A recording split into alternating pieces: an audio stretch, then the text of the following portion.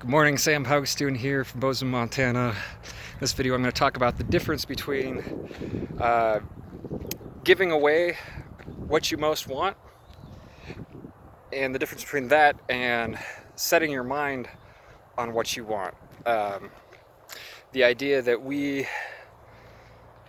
if we want something, that we need to think about it, we need to envision it, we have to then go about working towards making that a reality, right?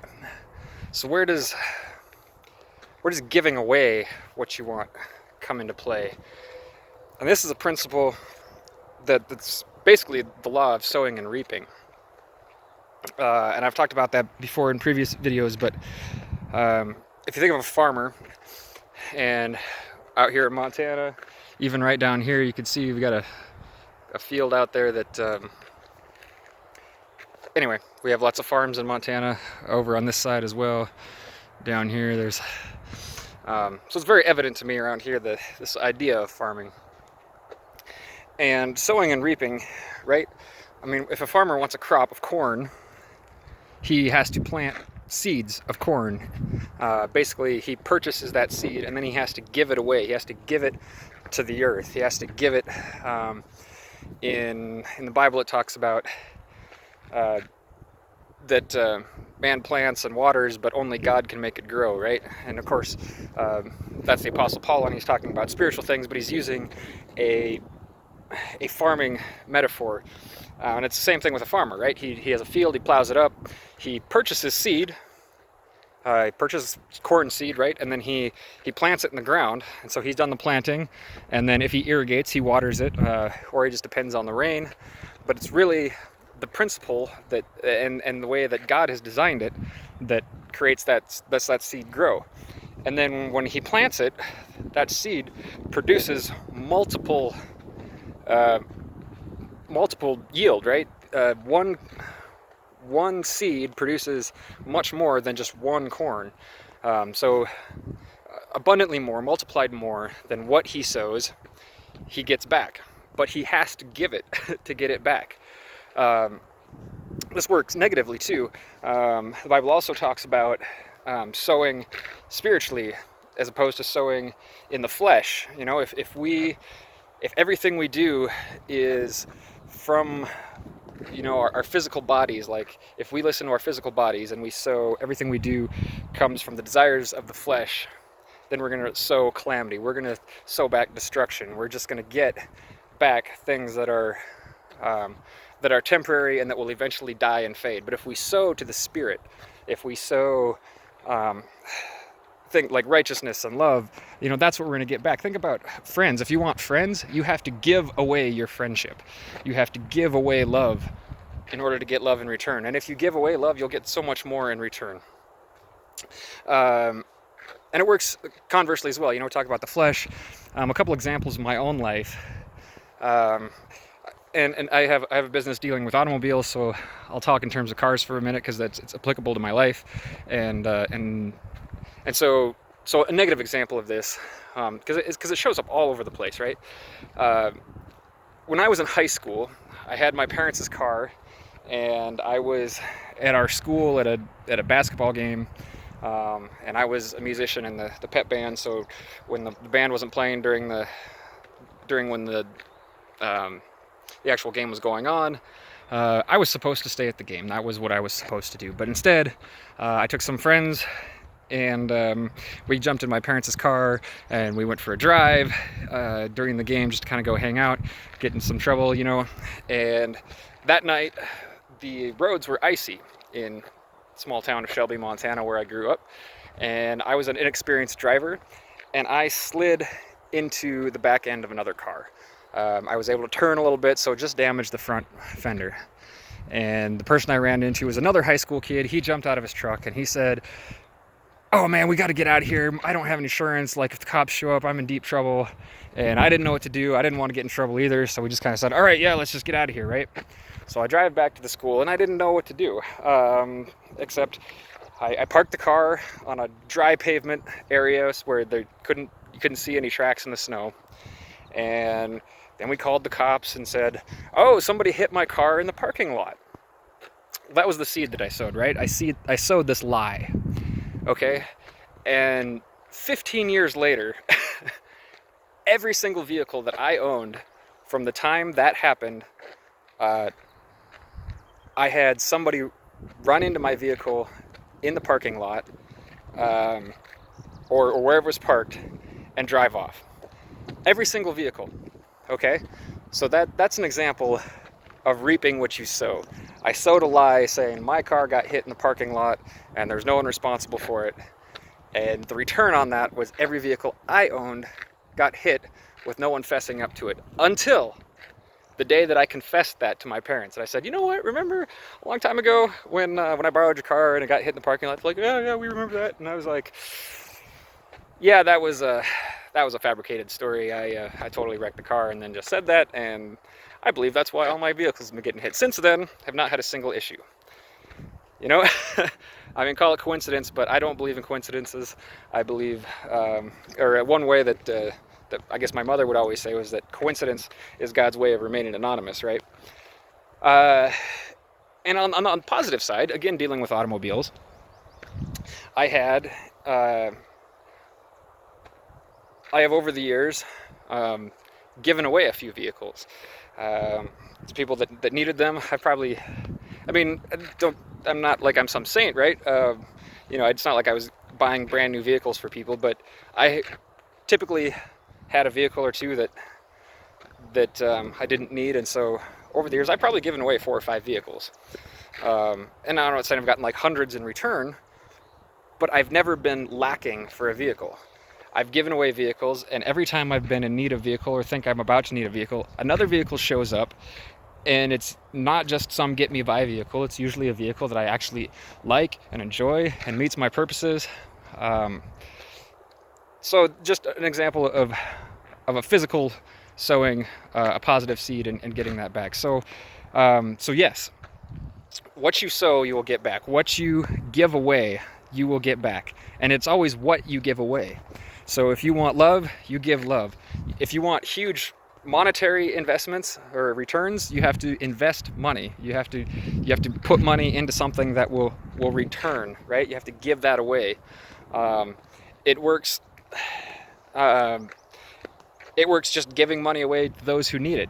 I've been able to give money to people in need, and then had money show up right when I need it. It's absolutely a principle that is tested, and the Bible says, "Test me in this." If you give, a tithe or a tenth of all you get, see if I won't open the storehouses of heaven for you. And admittedly, I'm still working on this one. As I've been growing a business, it's a struggle, and sometimes you're really strapped for cash, and I've made the choice to not give at times, and I think it's been harder when there have been times when I'm like, you know what, I don't get it, I don't know how this is going to work, but I'm desperate, so I'm just going to give my money away, and then somehow it works out, right?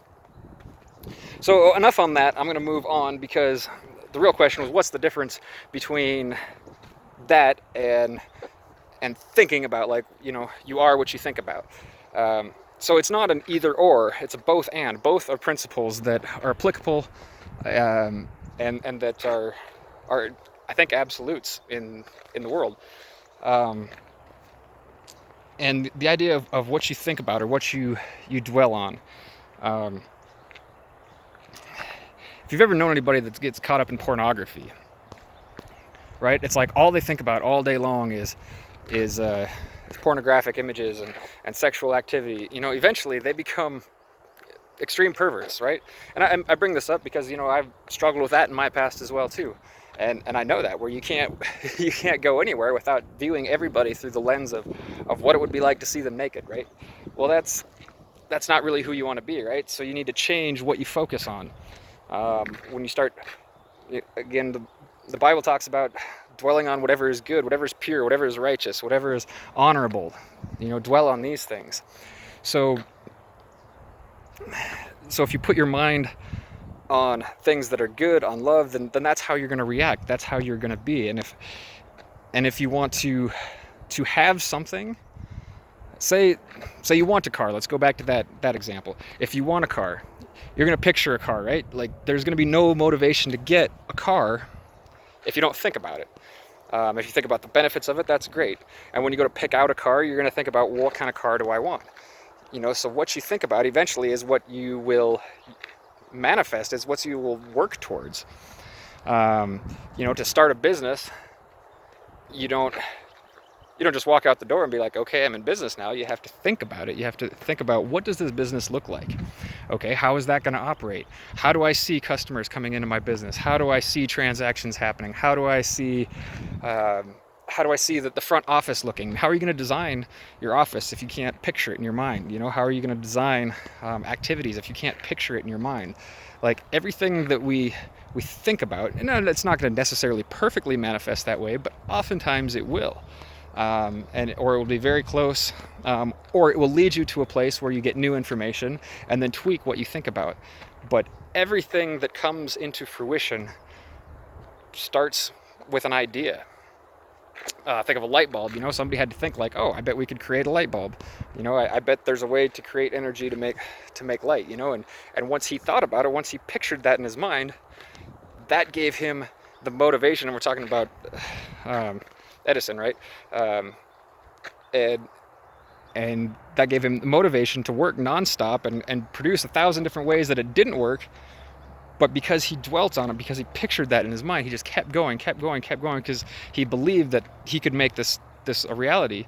And so it's really true. What you think about is what you become. So you want to put into your mind things that are positive, things that are motivating you.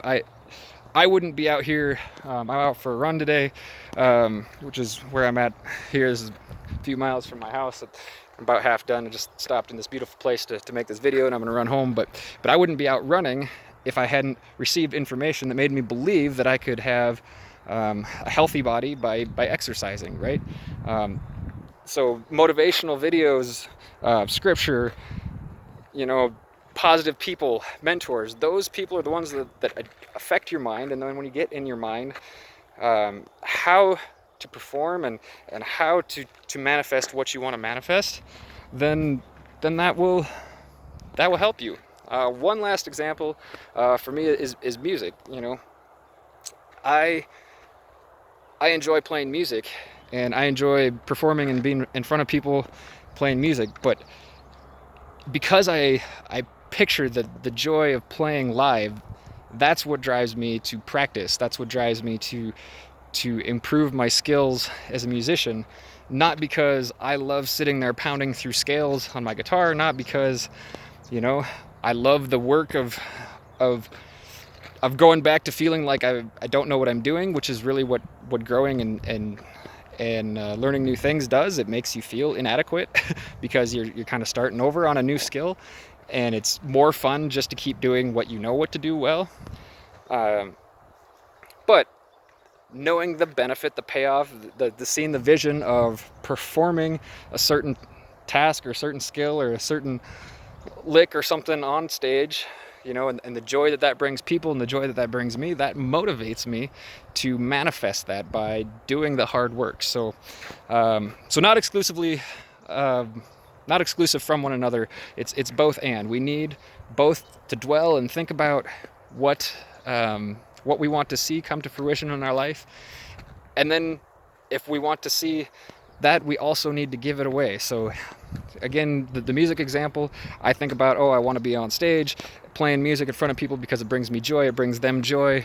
I'm going to think about that, I'm going to work hard towards it. But what am I also going to do? I'm going to give away my time, I'm going to give away my music that I play for people to the point until it starts coming back to me, right? Because people don't know that you do it until you give it away. Anyway, this has become a much longer video than I was anticipating, but I really hope it's helpful to you. It's always helpful to me also to kind of talk through these things, and that's part of me doing this, right? This is as much motivation for myself and a reminder to myself for all these things, and just hopefully some of you can glean something from it as well, and hopefully it'll empower you to live life that you want to live, and to to be the person that you were created to be. So God bless you very much. I hope you have a wonderful, wonderful day. I will talk to you soon. Bye-bye.